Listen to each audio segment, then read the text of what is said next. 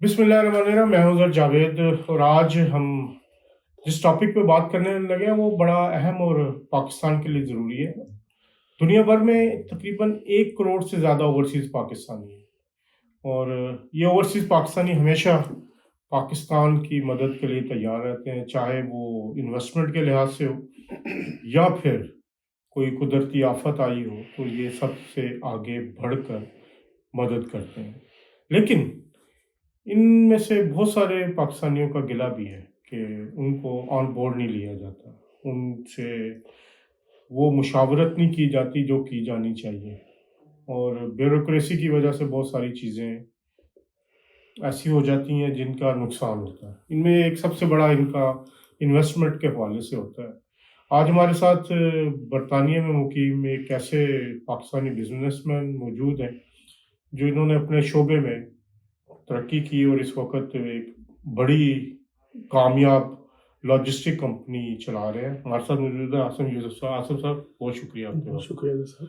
عاصم صاحب، آپ پہلے تو یہ بتائیں نا کہ آپ بزنس کیا کر رہے ہیں اور اس کی کیا گروتھ کیا ہے، کس طرح ہے؟ جی بسم اللہ الرحمن الرحیم۔ دیکھیے صاحب، پہلے تو شکریہ آپ کا آئے اور مجھے موقع دیا بولنے کا۔ اور اسی جیسے آپ نے کہا کہ اوورسیز پاکستانی جو ہیں وہ ہمیشہ سے پاکستان کے بارے میں سوچتے ہیں، ڈزنٹ میٹر کیسے بھی حالات ہوں، کوئی بھی گورنمنٹ ہو، قدرتی آفات ہو یا کوئی مسائل بھی ہو، تو پاکستانی جو ہیں اوورسیز پاکستانی اسپیشلی ان کا دل پاکستان کے لیے ہمیشہ دھڑکتا ہے، انشاءاللہ دھڑکتا رہے گا۔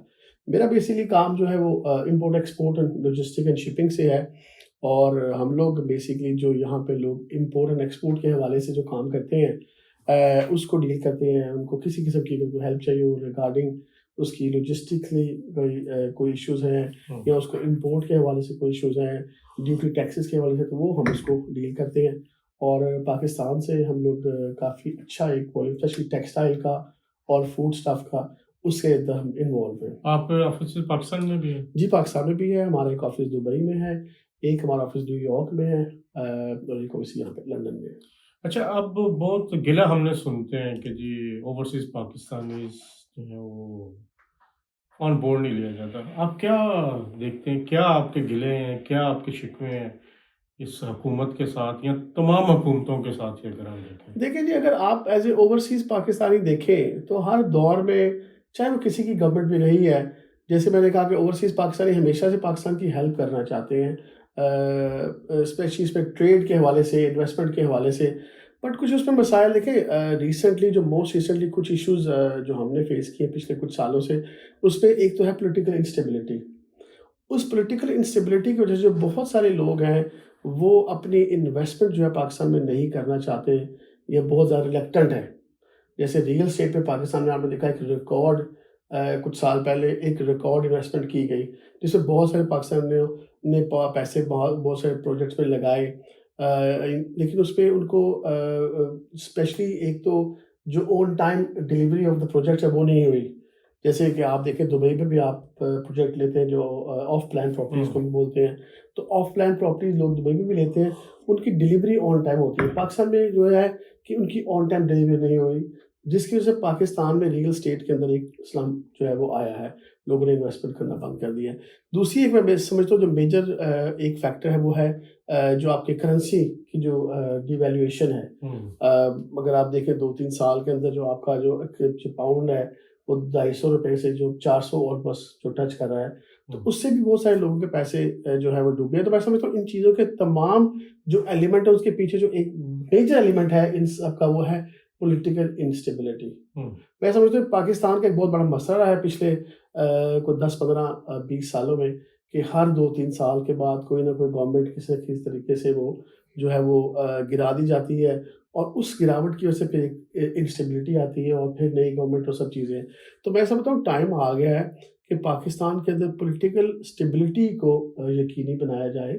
دنیا کے اندر گورنمنٹس آتی بھی ہیں جاتی بھی ہیں، لیکن کاروبار پہ افیکٹ نہیں ہوتا، پالیسیز چلتی رہتی ہیں، پالیسیز میں کنٹینیوٹی رہتی ہے۔ ہمارے وہاں پہ ہر نئی گورنمنٹ اپنی پالیسیز لے کے آتی ہے، اور 2-3 سال بڑا اچھا کام ہوتا ہے، اور جیسے لوگوں کا اعتماد باہر ہونا شروع ہوتا ہے وہ گورنمنٹ جاتی ہے اور ساتھ پالیسیز چینج ہو جاتی ہیں۔ اچھا عاصم صاحب، اس میں اوورسیز پاکستانی کون سے سیکٹر میں زیادہ इन्वेस्टमेंट करते हैं पाकिस्तान में? देखिए पाकिस्तान में मेनली तो भी जैसे पहले मैंने कहा रियल स्टेट में काफ़ी इन्वेस्टमेंट हुई भी है और मैं समझता हूँ बड़ी अच्छी एक इन्वेस्टमेंट है। देखिए दुबई में आज दुनिया की एक बहुत बड़ी जो तादाद है लोगों की वो इन्वेस्ट कर रही है और दुबई की रियल स्टेट मार्केट बूम कर रही है। तो वाई नॉट पाकिस्तान, और पाकिस्तान ने इनफैक्ट बड़ा अच्छा काम किया भी है। अभी आप देखें ऑन ग्राउंड बहुत सारे प्रोजेक्ट ऐसे हैं जिनमें लोगों ने अपने बिलियंस ऑफ डॉलर्स जो हैं वहाँ पे भेजे हैं और इन्वेस्ट भी किए हैं, जिसकी वजह से वो मार्केट बूम भी की एक टाइम पे, बट उसको हम जो है ना सस्टेन नहीं कर पाए। उसकी वजह जैसे मैंने बताया, एक तो आपकी ऑन टाइम डिलीवरी नहीं है, कोई चेक एंड बैलेंस नहीं है इन जो सोसाइटीज़ हैं उनके ऊपर, कोई ऐसी गवर्नमेंट की चेक एंड बैलेंस होनी चाहिए कि अगर ओवरसीज़ पाकिस्तानी इन्वेस्ट कर रहे हैं तो उनकी इन्वेस्टमेंट सिक्योर होनी चाहिए, ना कि आप वो वहाँ से पैसे भिजवा के किस्तें जमा कराते रहे और आपकी डिलीवरी लेट से लेट होती जाए और आपका जो करेंसी है वो डिवैल्यूएशन होती जाए। तो मैं समझता हूँ एक तो रियल एस्टेट में आपकी अच्छी इन्वेस्टमेंट है, उसके अलावा देखिए डिफरेंट प्रोजेक्ट हैं। रिसेंटली जो आप देखें कि जो टूरिज़्म है उसमें बहुत सारी इन्वेस्टमेंट हुई भी है और आगे भी हो सकती है। और जैसे मैं अभी हम आपसे डिस्कस भी कर रहा था कि देखिए आजकल जो जियोपॉलिटिकल सिचुएशन की वजह से पाकिस्तान को बड़ी अहम जो अहमियत हासिल है पूरी दुनिया के अंदर। आप देखें जैसे अभी मिडल ईस्ट पीस प्रोसेस में पाकिस्तान का बड़ा अहम किरदार रहा है और पाकिस्तान के जो प्राइम मिनिस्टर वहाँ गए और जो आर्मी चीफ गए और बड़ी एक अप्रिसिएशन दुनिया में इनको मिली है। तो मैं समझता हूँ बड़ा अच्छा मौका है पाकिस्तान के लिए कि जाके इमदाद की बजाय वहाँ पे उनसे ट्रेड डील की जाए। देखिए अब भी आपकी अमेरिका के साथ बड़ी अच्छी एक अंडरस्टैंडिंग है और उन्होंने हमें सबसे कम रेट भी तो दिया है। दिया, लेकिन देखिए इसके अलावा ये तो उन्होंने एक आपको जैसे 9% जो दिया है वो बहुत सारे मुल्कों को दिया है। 19 लेकिन खित्ते में तो सबसे कम है लेकिन बात है कि उसके लिए पाकिस्तान की ट्रेड डील जैसे भी आप उसका को पाकिस्तान की इतना फायदा अभी तक नहीं हो सका उसको। पाकिस्तान की टेक्सटाइल इंडस्ट्री वहाँ बंद हो रही है, आप देखें बहुत सारी टेक्सटाइल कंपनियाँ जो है वो बंद हो रही हैं। तो अगर आपको कोई डील मिल रही है तो उसके बदले में पाकिस्तान में पीछे बैक में जो आपकी इंडस्ट्रीज है उनको भी आप सपोर्ट करें ताकि वो जब प्रोड्यूस देखिए पाकिस्तान की सबसे बड़ी जो एक्सपोर्ट की है जो आइटम वो टेक्सटाइल है। जो मेन इकोनॉमी पाकिस्तान की है that is based on textile. तो एक तो टेक्सटाइल को अगर आप सपोर्ट करें प्लस इसके अलावा जैसे मैंने बताया टूरिज्म को आप सपोर्ट करें, आईटी को सपोर्ट करें ताकि हम जो इन्हिसार करते आ रहे हैं हमेशा से टेक्सटाइल के ऊपर वो कम होके दूसरी इंडस्ट्री तो अच्छा आप समझें कि आपको वज़ीर-ए-आज़म शहबाज शरीफ साहब सुन रहे हैं और हुकूमती अहदेदारों तक अगर आपकी आवाज़ पहुंचती है, क्या स्टेप वो लें कि ओवरसीज़ पाकिस्तान की तरफ इन्वेस्टमेंट बढ़ाएं? देखिए जैसे मैंने कहा कि अजहर साहब के एक तो पॉलिटिकल स्टेबिलिटी है, ऑब्वियसली जो मुख्तलिफ हल्के हैं वो पॉलिटिकल स्टेबिलिटी लेके आए और दूसरी जो आपकी इन्वेस्टमेंट है उसको सेव करने के लिए आपके जो एक्सचेंज रेट के क्राइसिस हैं या जैसे मैंने आपको बताया रियल स्टेट में कोई चेक एंड बैलेंस होना चाहिए। अगर आप उसमें इन्वेस्ट करते हैं तो वो जो बंदे आपको डिलीवरी टाइम देते हैं कि जब आपको इतने टाइम में डिलीवर करेंगे वो डिलीवर उनको होना चाहिए। ये अगर गवर्नमेंट चेक एंड बैलेंस कर ले कि अगर आपके पैसे वहाँ से आए हैं और वो सिक्योर पैसे हैं, आपकी इन्वेस्टमेंट कहीं ज़ाया नहीं होगी या उसको पैसे फंस नहीं जाएंगे। मतलब रियल एस्टेट सेक्टर बहुत अहम है, बहुत अहम है। रियल देखिए दुबई आज बन ही रियल एस्टेट से रहा है। अगर आप देखिए दुबई के अंदर जो इकोनॉमी उनकी इतनी ऊपर गई है, जो वहाँ पे दुनिया भर से इन्वेस्टमेंट आ रही है और मजीद रियल एस्टेट के प्रोजेक्ट वो लेके आ रहे हैं। हर रोज आप सोचते हैं नया से नया कुछ बन रहा है, बल्कि इवन पाकिस्तान से काफी लोगों ने वहां जाके जो है प्रोजेक्ट शुरू किए क्योंकि यहाँ पे भी पाकिस्तानी दुबई जा रहे हैं। बिल्कुल दुबई बहुत सारी इन्वेस्टमेंट हो रही है और लोग बहुत सारे लोगों ने पैसे लगाए। तो मैं समझता हूँ ये ऐसा सेक्टर है जिसपे ऑलरेडी पाकिस्तान ने एक उसको किया है और बड़ा सक्सेसफुली पाकिस्तानी वहाँ पे इन्वेस्टमेंट करते रहे हैं। लेकिन अनफॉर्चुनेटली जो एक तो इंस्टेबिलिटी पॉलिटिकली आई और प्लस जो रियल एस्टेट जो डेवलपर्स हैं स्पेशली उन्होंने इतना अच्छा किरदार अदा नहीं किया, लोगों से पैसे लिए और पैसे लेके उनको आगे डिलीवर नहीं किया। तो अगर गवर्नमेंट ये इंश्योर कर देती है कि वहाँ पे जो आपकी जो डेवलपमेंट है उसको आप जिस टाइम फ्रेम में आप लोगों को देते हैं उस टाइम फ्रेम में बननी चाहिए, तो मैं समझता हूँ इसमें मुज़ाकरा नहीं है। अच्छा अभी तो इस गवर्नमेंट ने कोर्ट्स भी बना दिए हैं स्पेशल ओवरसीज के लिए, जिसमें फैसला मेरा 6 महीने के अंदर होना चाहिए और कुछ और इकदाम भी कर रहे हैं ये गवर्नमेंट। देखिए अगर सब पाकिस्तान में एक चीज़ है, ईज ऑफ बिजनेस जो है वो नहीं है। हर चीज़ बहुत मुश्किल बहुत डिफिकल्ट है, प्रोसेस है। मैं फिर से आप भी तो बिजनेस कर रहे हैं, दुबई की मिसाल आप भी तो आपको बोला कि पाकिस्तान में ईज ऑफ बिजनेस नहीं है। लेकिन आप कितने साल से कर रहे हैं? देखिए मुझे 5-6 साल तो हो गए बिजनेस कर रहे हैं आप, लेकिन जो मुश्किलात देखिए हमारा ऐसा डायरेक्टली उसके साथ कोई इन्वॉल्वमेंट नहीं है। हमारा एक बैक ऑफिस है जो हमने बनाया वहाँ पे, लेकिन ये है कि जो वहाँ पे ईज ऑफ बिजनेस है वो नहीं है। Things are very difficult over there. और जैसे मैं फिर से कहूँगा कि दुबई की मिसाल लूँगा कि आप वहाँ बिजनेस करना चाहिए, everything is so very easy. हमारे वहाँ पे बहुत लंबे लंबे जो आपने कोर्ट्स की बात की, कोर्ट्स में बहुत सारे केस फंसे हुए हैं और हर बंदा कोर्ट में जाने से घबराता है। कोई इस पर इतना ईजी सिस्टम नहीं है। जो कोर्ट्स को कंट्रोल कर रहे हैं वो भी आपको पता है कैसे कंट्रोल हो रहे हैं।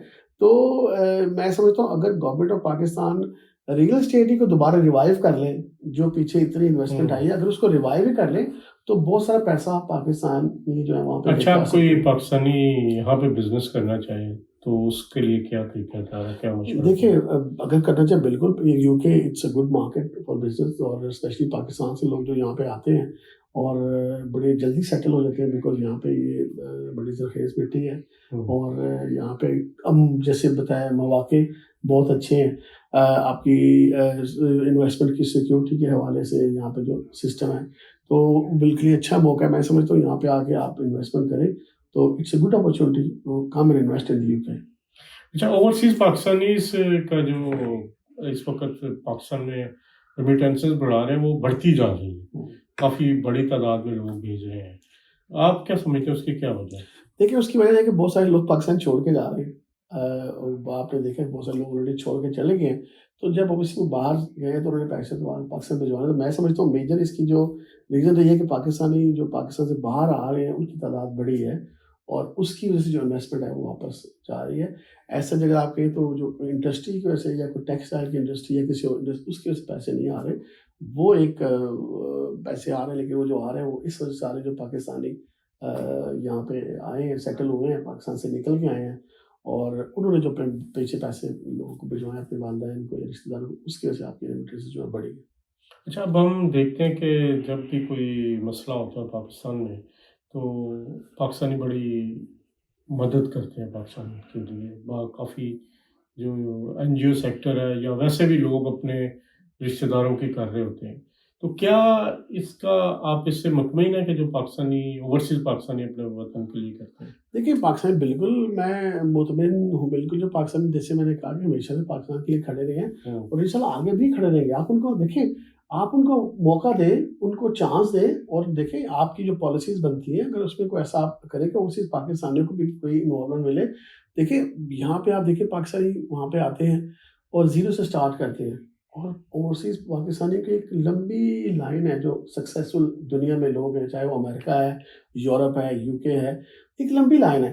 تو ڈیفینیٹلی یہ لوگ انہوں نے کچھ سیکھا ہے دنیا سے. تو میں سمجھتا ہوں کہ ان کو اگر آپ اپنے ساتھ ملائیں، ان کو اپنی جو ہے ان کی جو ٹیون اپ کریں، جو حکومتی باڈیاں اوورسیز کے لیے کام کر رہے ہیں ان سے مطمئن ہیں؟ بالکل نہیں. دیکھیں میں بالکل مطمئن نہیں ہوں. دیکھیں جو باڈیز جہاں پہ کام کر رہی ہیں وہ پولیٹیکلی انوالومنٹ ان کی ہوتی ہے، پولیٹیکلی سب چیزیں ہوتی ہیں. کوئی آج اگر کسی ایک پارٹی کی حکومت ہے، میں کسی کا نام لیتا تو وہ سارا کچھ اسی کا ہی ہوگا یہاں پہ اور اسی کے پیچھے. تو یہ چیز جب تک پولیٹیکلی ہم اس چیز کے سے باہر، لیکن اس وقت جو ایک main body overseas Pakistan foundation, اس کے چیئرمین تو نان پولیٹیکل ہے. دیکھیں کہنے کا تو پھر بہت سارے لوگ نان پولیٹیکل ہوتے ہیں، لیکن جتنی بھی چیزیں ہوتی ہیں ساری پولیٹیکلی ہوتی ہیں. کہ آپ بھی ماشاء اللہ سمجھدار ہیں کہ اس پہ جو ہے نا جو اپوائنٹمنٹس ہوتی ہیں وہ کیسی ہوتی ہیں. تو لیٹس ناٹ، دیکھیں ہم اپنی برائیوں، دیکھیں ہر معاشرے میں برائیاں پرابلمس ہوتی ہیں، لیٹس ناٹ ڈسکس، ہم پازیٹیو بات کرتے ہیں کہ اس کو صحیح کیسے کر سکتے ہیں. تو دیکھیں یہ چیزیں یہ ایسے ہی ہیں اور اللہ کرے صحیح ہو جائیں، بٹ ابھی ایسے ہی ہیں تو ہم نے اسی کے ساتھ جینا سیکھنا ہے. اچھا، پاکستان نے جو ابھی انڈیا کو ہرایا ہے جنگ میں، اس پہ کیا کہتے ہیں اوورسیز پاکستانی کے طور پر؟ دیکھیں اوورسیز دیکھیں یہ پاکستانیوں کے لیے بڑی خوشی کی بات ہے کہ آج پاکستان نے اپنا دفاع جو ہے بتایا لوگوں کو کہ پاکستان کا جو دفاع ہے وہ صحیح ہاتھوں میں ہے اور ہم لوگ اپنا دفاع کر سکتے ہیں. دیکھیں پولیٹیکلی کوئی بھی آپ کی کسی کے ساتھ انوالومنٹ ہو، لیکن آپ اپنی فوج کے ساتھ اپنے ملک کے ساتھ کھڑے ہیں اور انشاءاللہ کھڑے رہیں گے. ہم اس پہ پراؤڈ کرتے ہیں کہ ہماری جو پاکستان کی جو آرمی ہے انہوں نے پاکستان کو دفاع جو مضبوط بنایا ہے، تو اٹس پراؤڈ فار اس. بہت شکریہ آصم صاحب، انشاءاللہ اگلے پروگرام میں دوبارہ ملاقات ہوگی. یہ تھے آصم یوسف صاحب جو بزنس مین ہیں. ظاہری بات ہے ان کے کچھ گلے شکوے بھی تھے، کچھ ان کی ناراضگیاں بھی ہیں، لیکن انویسٹمنٹ کرنے کے لیے وہ تیار ہے، بلکہ کر بھی رہے ہیں، آلریڈی آفس چلا بھی رہے ہیں. میرے خیال اوورسیز پاکستانیز کو مزید سہولتیں دینے کے لیے حکومت کو مزید اقدامات کرنے چاہیے. اب تک کے لیے اتنا، انشاءاللہ دوبارہ ملاقات ہوگی، تب تک کے لیے اللہ حافظ.